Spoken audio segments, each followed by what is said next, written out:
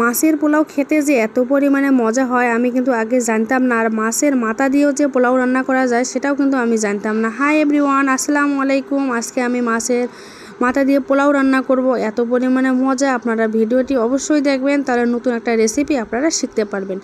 এখানে পরিমাণ অনুযায়ী তেল দিয়ে পেঁয়াজ দিয়ে দিলাম, গরম মশলা দিয়ে দিলাম, কয়েকটা শুকনো মরিচ দিয়ে দিলাম। মানে আপনারা মাংসর জন্য যা যা মশলাপাতি ব্যবহার করবেন সব মশলাপাতি আর কি এখানে দিতে হবে। এখন আস্তে আস্তে ধীরে ধীরে মশলাগুলো দিয়ে দেন। এখন একটু পানি দিয়ে দিলাম, দিয়ে আদা বাটা দিলাম, রসুন বাটা দিব, জিরা বাটা দিব, লবণ, হলুদ, মরিচের গুঁড়া, ধনিয়ার গুঁড়া, গরম মশলার গুঁড়া, জিরার গুঁড়া, এগুলো তো লাগে তাই না। যা যা আপনারা মাংসর মধ্যে দিয়ে দেন সবগুলো দিয়ে দেবেন মশলাপাতি দিয়ে আর কি মশলাটা ভালোভাবে কষিয়ে নিয়ে তারপর মাছের মাথাগুলো দিয়ে দেবেন।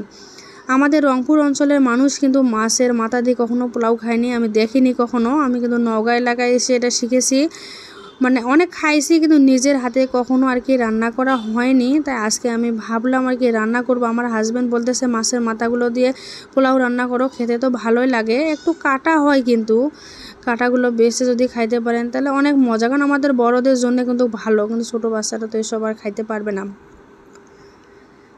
মানে আমি নিজে অবাক যে এত মজা হয়। আমি আমার আগে বাসাওয়ালা আমাকে রান্না করে দিত, আমি আর বুঝতে পারিনি যে এটা মাছের পোলাও। আমি বলতেছি মাছের মাথা দিয়ে খিচুড়ি রান্না করে,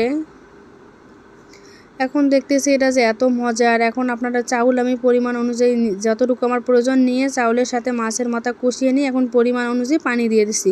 আপনারা যেভাবে বিরিয়ানি রান্না করেন বা তেহেরি রান্না করেন ওই রকমভাবে আর কি সেম প্রসেস, শুধু মাছের মাথা এই আর কি। এখন এই যে সব ধরনের গুঁড়া মশলাগুলো দিয়ে দিচ্ছি। ভিডিওটি ভালো লাগলে অবশ্যই লাইক, কমেন্টস আর শেয়ার করবেন। শেয়ার করে আমার পাশে থাকবেন। আমি সব সময় আপনাদের পাশে থাকবো, আপনারাও আমার পাশে থাকবেন। এই যে আমার মাছের পোলাওয়ের ফাইনাল লুক, আপনারা একবার বাসায় ট্রাই করে দেখবেন। অনেক কম খরচে অনেক কম সময়ে বানানো যায়, অনেক স্পেশাল এবং মজাদার একটি খাবার। আজকে এ পর্যন্তই, ভালো থাকেন সকলে, আল্লাহ হাফেজ।